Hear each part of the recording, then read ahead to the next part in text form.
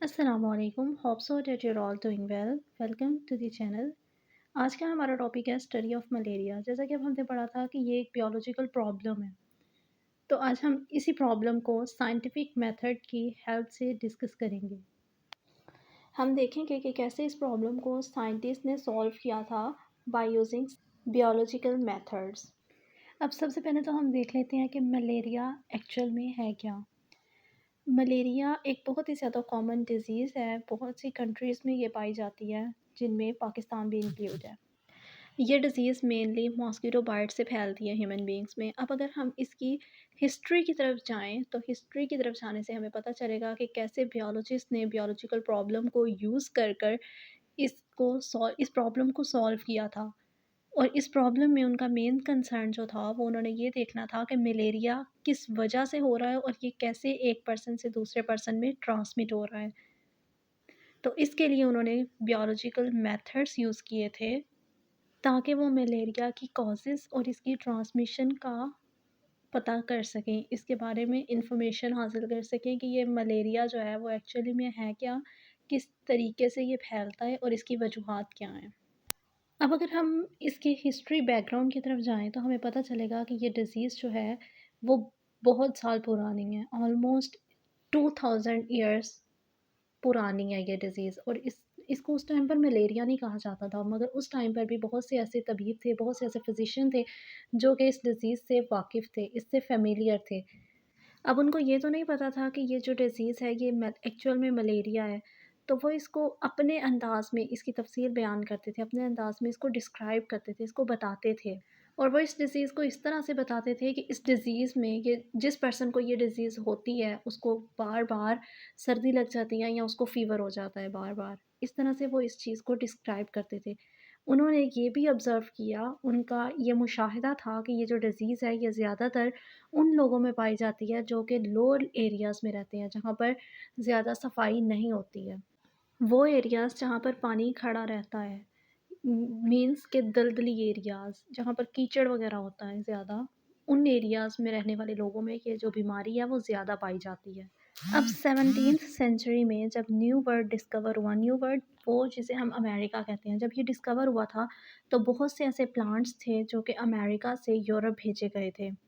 क्योंकि ये plants Europe से बिलॉन्ग करते थे, तो इसीलिए इनको अमेरिका से वापस यूरोप की तरफ भेज दिया गया था। और ये वो प्लांट्स थे जिनको एज़ अ मेडिसिन मेडिसिन के तौर पर इस्तेमाल किया जाता था, इनको दवाइयों के तौर पर इस्तेमाल किया जाता था। और इन्हीं प्लांट्स में एक दरख्त था जिसकी शाख को क्विना क्विना कहा जाता है। ये क्विना कीना एक ऐसी शाख थी कि जो फ़ीवर को ठीक करने के लिए, जिन लोग को बुखार होता था उनके लिए इस शाख को यूज़ किया जाता था एज़ अ मेडिसिन। और ये शाख जो थी वो फ़ीवर को रिकवर करने के लिए बहुत ज़्यादा बेनिफिशियल भी थी, बहुत फ़ायदेमंद भी थी। मगर इसको अब अमेरिका से वापस यूरोप की तरफ लेकर जाना बहुत ज़्यादा मुश्किल था, क्योंकि इसकी कुछ करैक्टरिस्टिक्स ही ऐसी थी।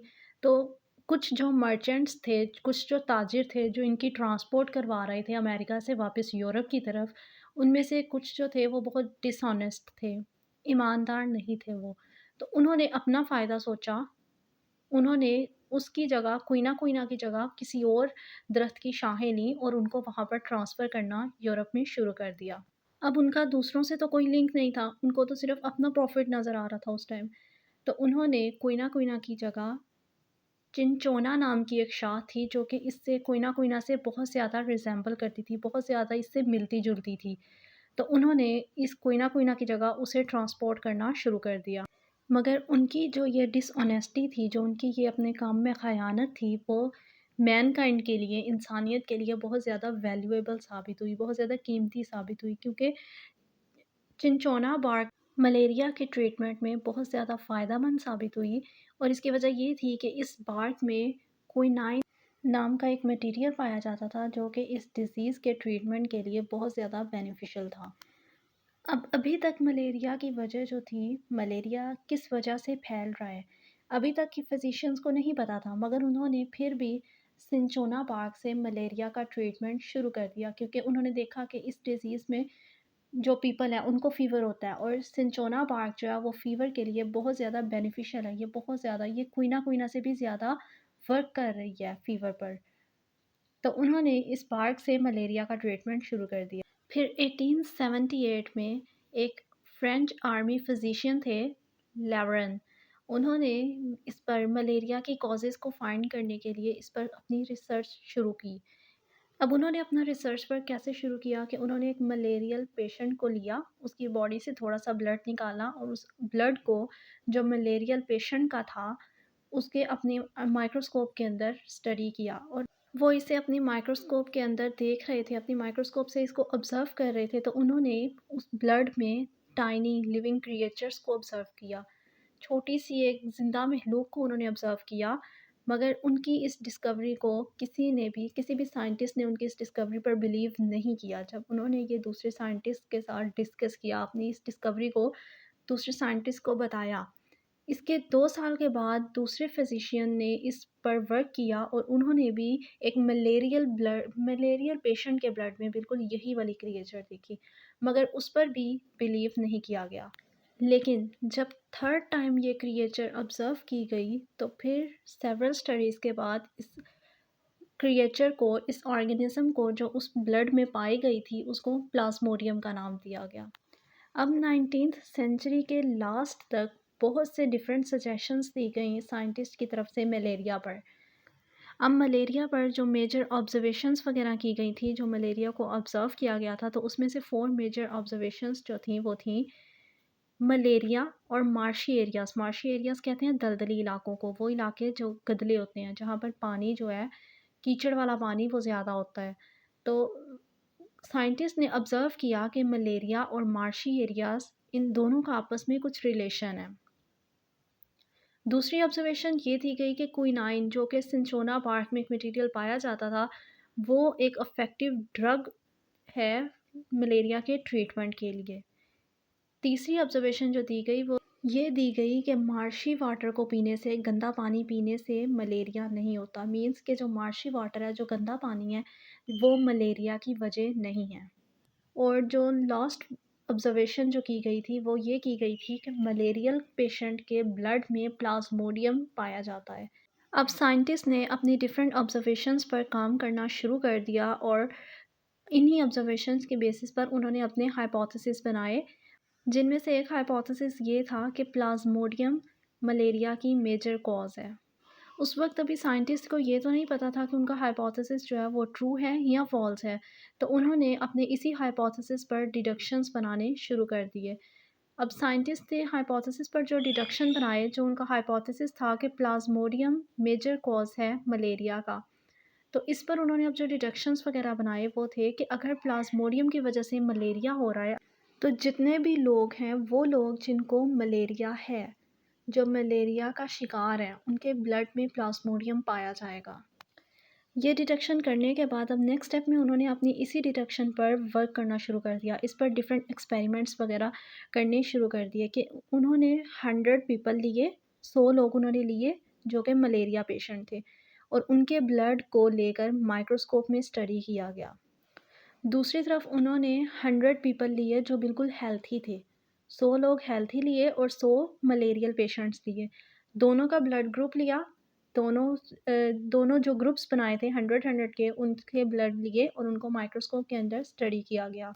अब उनके इस एक्सपेरिमेंट से जो रिज़ल्ट निकला वो ये था कि प्लाज़्मोडियम मलेरियल पेशेंट में तो पाया जा रहा था, मगर वो जो उन्होंने 100 हेल्थी पर्सन्स के ब्लड ग्रुप को टेस्ट किया था, तो वहाँ पर भी 100 में से 7 पीपल ऐसे थे कि जिनके ब्लड में प्लाज़्मोडियम प्रेज़ेंट था। तो इस एक्सपेरिमेंट से उन्होंने ये जो एक्सपेरिमेंट किया था मलेरियल पेशेंट और हेल्थी पर्सन्स पर प्लाज़्मोडियम से रिलेटेड, तो इससे उन्होंने प्रूव किया कि जो उनकी हाइपोथेसिस थी, जो उन्होंने हाइपोथेसिस दी थी कि प्लाज़्मोडियम ही मलेरिया का ही मेजर कॉज़ है, ये बिल्कुल करेक्ट थी। अब उनको यहाँ पर मलेरिया जो डिज़ीज़ है, उसकी मेजर कॉज़ तो पता चल गई कि मलेरिया जो है, वो प्लाज़्मोडियम है, उसकी मेजर कॉज़, उसकी वजह जो है वो प्लाज़्मोडियम है। अब यहाँ पर जो नई बायोलॉजिकल प्रॉब्लम आ गई, जो नेक्स्ट बायोलॉजिकल प्रॉब्लम आ गई, वो ये थी कि प्लाज़्मोडियम एक पर्सन की बॉडी में कैसे जा सकता है। अब यहाँ पर भी साइंटिस्ट ने अपनी डिफरेंट ऑब्जर्वेशंस वगैरह को शो किया कि मलेरिया जो है उसका मार्शेस से, गंदगी से कोई ताल्लुक़ है, मगर गंदा पानी जो है वो मलेरिया की वजह नहीं है। तो अब इन्हीं ऑब्जर्वेशंस की बेसिस पर उन्होंने ये अंदाज़ा लगाया, उन्होंने ये नतीजा निकाला कि प्लाज़्मोडियम जो है वो गंदे पानी में प्रेज़ेंट नहीं होता। कोई और चीज़ है जो इसे कैरी करती है, और वो चीज़ जो है जो चीज़ इसे कैरी कर रही है उसका ताल्लुक गंदे पानी से है, उसका ताल्लुक मार्श वाटर से है। अब इसी एक्सपेरिमेंट की बेस पर 1883 में एक फिजिशियन थे, एएफए किंग, जिन्होंने अपनी 20 ऑब्जर्वेशंस की लिस्ट बनाई। अब उन 20 किंग की जो 20 ऑब्जर्वेशंस थी उनमें से जो मोस्ट इम्पॉर्टेंट ऑब्जर्वेशंस थी वो ये थी कि वो लोग जो बाहर सोते हैं उनके ज़्यादा चांसेस हैं मलेरिया के, उनकी निस्बत वो लोग जो अंदर सोते हैं, घरों के अंदर जो सोते हैं। इसी तरह से उसने दूसरी ऑब्जर्वेशन जो थी अपनी, वो थी कि वो लोग जो सोने के लिए नेट का इस्तेमाल करते हैं, जो नेट में सोते हैं, उनको मलेरिया होने के चांसेस जो हैं वो बहुत कम हैं, बजाय दूसरे लोगों के जो नेट को इस्तेमाल नहीं करते। इसी तरह से जो उसने तीसरी ऑब्जर्वेशन दी थी वो ये थी कि वो लोग जो आग के करीब सोते हैं, जो स्मोकी फायर के करीब, स्मोकी फायर कहते हैं धुआं को, जो सोते हैं और जिनके इर्द गिर्द जो है वो धुआं होता है, वो मलेरिया का शिकार नहीं होते। अब इन्हीं ऑब्जर्वेशन की बेसिस पर किंग ने एक हाइपोथेसिस दी थी, जो कि थी कि प्लाज्मोडियम जो है वो एक पर्सन से दूसरे पर्सन में ट्रांसमिट होता है मच्छर के ज़रिए। मीन्स कि जो मच्छर है वो मेजर कॉज है प्लाज्मोडियम ट्रांसमिशन का, और ये मलेरिया के स्प्रेड में इन्वॉल्व है। मलेरिया के फैलाव की जो मेन वजह है वो एक मच्छर ही है। अब इसी हाइपोथेसिस पर जो उसने डिडक्शन दी, अब ये हाइपोथेसिस अभी उसको पता तो नहीं था कि ये ट्रू है या फॉल्स है, मगर उसने इस पर डिडक्शंस दी। अब डिडक्शंस क्या थी कि अगर एक मच्छर की बॉडी में अगर प्लाज्मोडियम प्रेजेंट है, तो ये जो प्लाज्मोडियम है ये मच्छर में किसी मलेरियल पेशेंट को बाइट करने की वजह से आया होगा। मीन्स कि उस मच्छर ने किसी मलेरियल पेशेंट को बाइट किया होगा, तो उस मलेरियल पेशेंट के ब्लड में जो प्लाज्मोडियम था वो उस मच्छर की बॉडी में ट्रांसफ़र हो गया। उस मच्छर से फिर वो आगे दूसरे पर्सन में ट्रांसफ़र हो गया जिसको उस मच्छर ने काटा। अब इसी डिडक्शन को टेस्ट करने के लिए एक साइंटिस्ट था, रोनाल्ड रॉस। ये एक ब्रिटिश आर्मी फिजिशियन था जिसने उन 1880 में इंडिया में इसी डिडक्शन पर बहुत ज़्यादा वर्क किया, इस पर बहुत ज़्यादा एक्सपेरिमेंट्स वगैरह इसने किए। इसने एक फ़ीमेल एनोफिलिक्स मॉस्किटो को लिया और उसे अलो किया कि वो एक मलेरियल पेशेंट को काटे। जब उस मॉस्किटो ने इस पेशेंट को काटा, तो उसने फिर दोबारा कुछ दिनों के लिए इसी मॉस्किटो को अपने पास रखा, इसी मच्छर को अपने पास रखा, और कुछ दिनों के बाद इसे मार दिया, और जब इसे मारा तो उसे इसकी बॉडी में प्लाज्मोडियम मिला जो कि आगे से मल्टीप्लाई हो रहा था, डिवाइड हो रहा था मॉस्किटो के इसी मच्छर के स्टमक में। अब अपने नेक्स्ट एक्सपेरिमेंट में उसने एक इन्फेक्टेड मॉस्किटो लिया जिसकी बॉडी में प्लाज्मोडियम ऑलरेडी प्रेजेंट था, जिसने किसी मलेरियल पेशेंट को काटा हुआ था। उसी इन्फेक्टेड मॉस्किटो को उसने अलो किया कि वो एक हेल्थी पर्सन को काटे। अब यहाँ पर उसका मकसद जो था वो ये था कि उसने अपनी हाइपोथेसिस को उसने ट्रू प्रूव करना था। उसने ये देखना था कि उसकी हाइपोथेसिस जो है वो ट्रू है भी या नहीं।